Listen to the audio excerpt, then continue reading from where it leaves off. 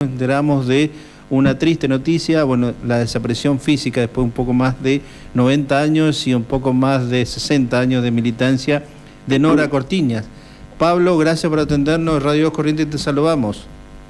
Hola, ¿qué tal? ¿Cómo estás, Raúl? Buenas noches. Pero muy bien, bueno, uno leyendo durante estos días, más allá que la conocíamos, la entrevistamos un par de veces, pero conocer la historia de Nora con sus 90 años, saber que estuvo el pasado 24 de marzo, que nunca dejó de estar una marcha, primero caminando, después con bastón, después en silla de ruedas, siempre buscando a su hijo. Eso también llama de aquellas banderas que hoy por hoy, y comenzamos por ahí, Pablo, aparentemente se quiere rediscutir nuevamente qué pasó en la década del 80, el 70 también. Sí, no está mal discutir, no está mal poner sobre la mesa los diferentes criterios o lecturas que pueden haber sobre la historia.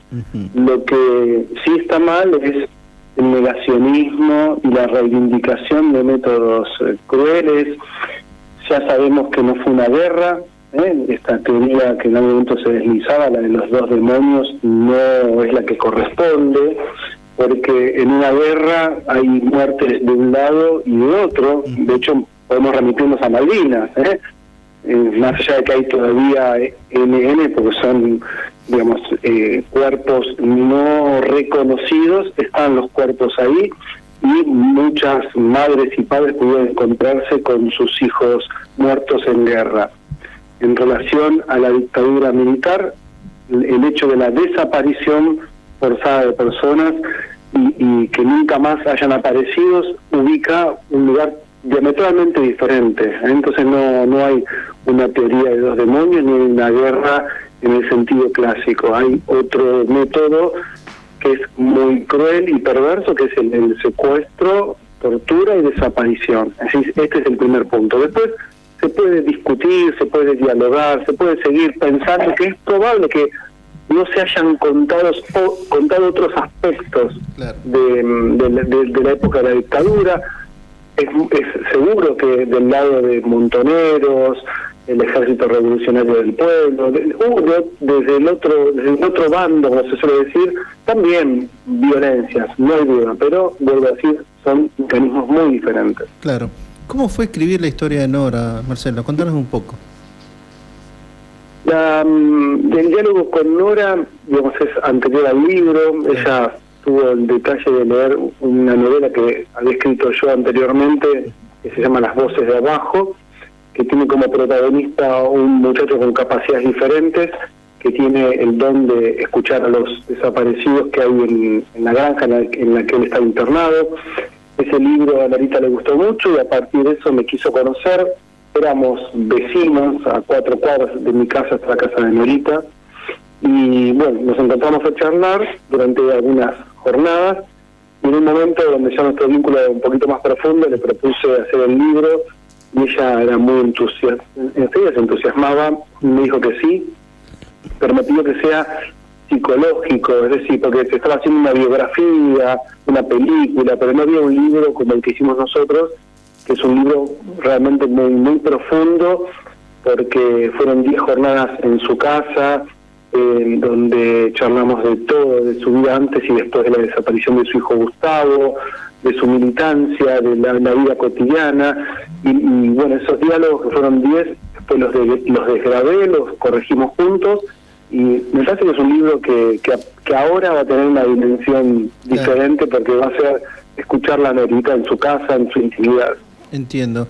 Leyendo un poco la biografía, bueno, de algunos medios nacionales y escuchando cómo ella se involucra y cómo se involucró su hijo, sobre todo su trabajo en el Estado, conocerlo al padre Mujica, bueno, su relación con su pareja, Villa 31, y Nora comenzar a escuchar, me imagino que a la luz de, bueno, los años pasados, eso era muy vívido todavía para ella. Sí, digamos que hay dos personas en ella. Si está Nora, que es la ama de casa y de una vida clásica de la década del 60 y principios del 70, digamos, ella misma era muy crítica con su forma de vida en relación al patriarcado, al machismo dentro de su casa, al marido celoso, y cuando el 30 de abril del 77, acá de la estación de Castelar, fuerzas de seguridad secuestran a su hijo Gustavo, digamos, Nora se convierte paulatinamente en Norita, en la Madre Plaza de Mayo, Claro. y su búsqueda fue incesante y actual, y fue descubriendo, por supuesto, algunas cuestiones de su hijo que ella desconocía, pero lo que le importaba a Norita, como a tantas madres familiares y abuelas, es que se sepa la verdad. Primero, obviamente, se buscaba que aparezca los hijos e hijas con vida, y después, con el paso de los años, por lo menos que se sepa dónde estaban esos cuerpos. Así que bueno, es una larga lucha de investigación, de golpear 1 y 1000 puertas. Y bueno, Norita, hoy yo escribía un artículo para un diario y decía, ganó muchas batallas, porque una gran luchadora, pero perdió 2. ¿no? Una que la que perdemos todo, que es la muerte, ¿no? La muerte siempre nos va a ganar, va a ganar la vida, va a cortar la vida, y no apareció su hijo y no supo efectivamente dónde estaba, por supuesto. A eso era otra de las preguntas, Marcelo. ¿Nunca tuvo por lo menos un indicio certero? ¿Será que por alguna declaración, bueno, después del año 2003 a esta parte hubieron muchas declaraciones con respecto a desaparecidos, alguien que le haya indicado el camino, lo vimos en tal fecha, nunca hubo un indicio cierto sobre Marcelo? Perdón, sobre Gustavo. Digamos, no tuvo información. La verdad que se va con eso, ¿no? Norita se fue con eso. Fue con la ausencia de su hijo y la ausencia de información. Y ella hoy yo estuve en su velatorio, ella recibió el velatorio merecido que no tuvo su hijo. Entonces, esa es un poco una de las tantas paradojas para pensar la dictadura, para pensar las violencias que hay todos los días. Digamos, siempre tenemos que pensar en la vida, preservar la vida, y si hay una guerra, lamentablemente sigue habiendo guerras en todo el mundo. Claro.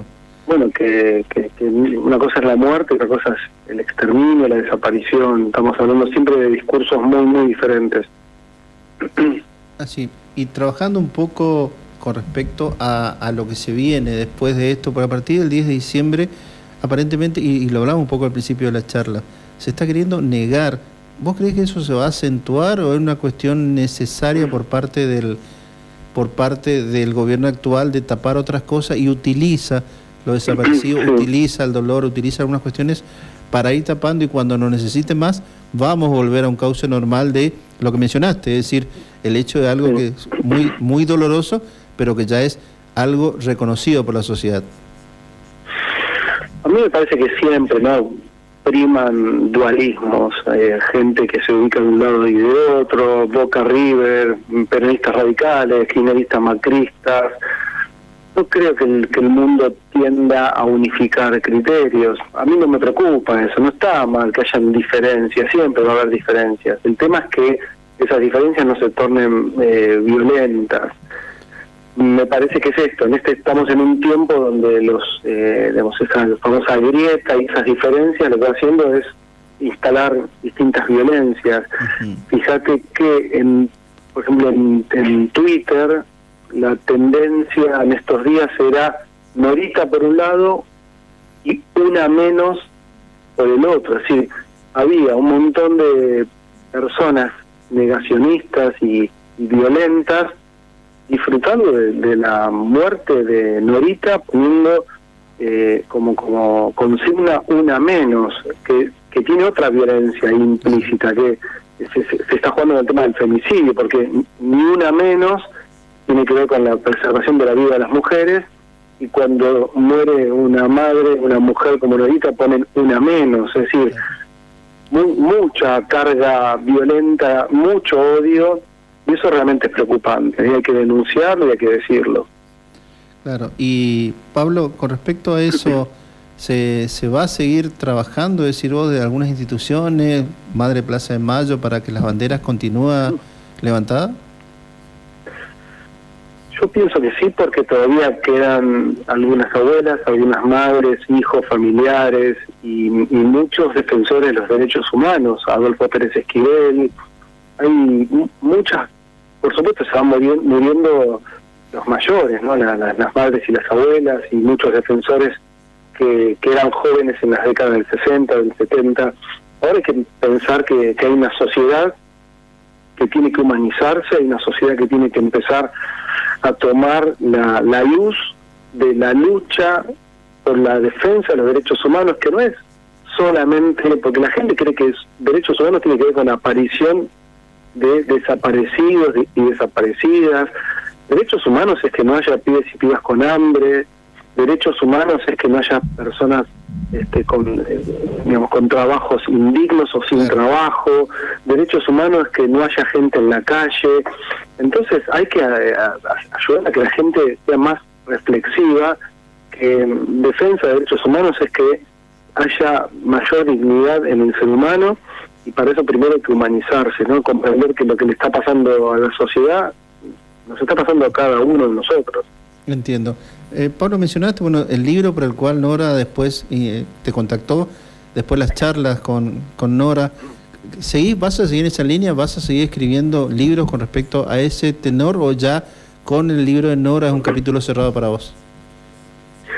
No, porque el libro de Nora me abrió algunas ideas en torno a la importancia que tiene contar la historia argentina y poder entrevistar a los protagonistas. Con Norita tuve esta suerte en ese momento, en el 2018 y 2019 que empecé con el libro, ella estaba muy vital.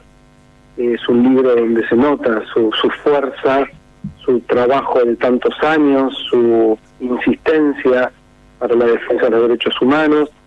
Después que terminé el libro con Norita y de Norita, hice uno sobre la guerra de Malvinas, también entrevistando a veteranos de la guerra, se llama La Isla Interior, que también salió por la misma editorial, por Marea. Y ahora recientemente, en marzo, publiqué uno con Adolfo Pérez Esquivel, también de entrevistas, así muy parecido al de Norita.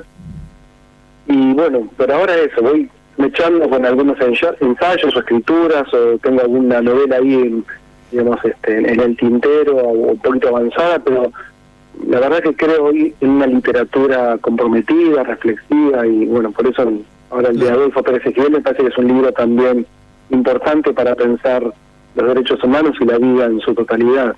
Pablo, realmente un gusto hablar con vos, recordarlo a Nora de la distancia, más allá de su lucha permanente, cuando uno la seguía a través de su presencia todos los años, mencionábamos el 24 de marzo, más allá de sus 90 años, queríamos hablar y recordarle un poco en esta entrevista, así que gracias por atendernos. No, por favor, un gusto, y bueno, no bajar los brazos, como solía decir Norita, y tener una esperanza, pero activa, no quedarnos a esperar que la cosa cambie, hay que cambiarla desde uno. Muchísimas gracias por tu contacto. Hasta acá, Pablo Melicchio, quien es psicólogo, escritor, hablando un poco más allá, que toda la entrevista la llamé Marcelo, le pido disculpas a Pablo, pero bueno, son algunas cuestiones que me pasan por ahí, sobre todo los días viernes, cuando me estoy yendo. 53 minutos pasaron de las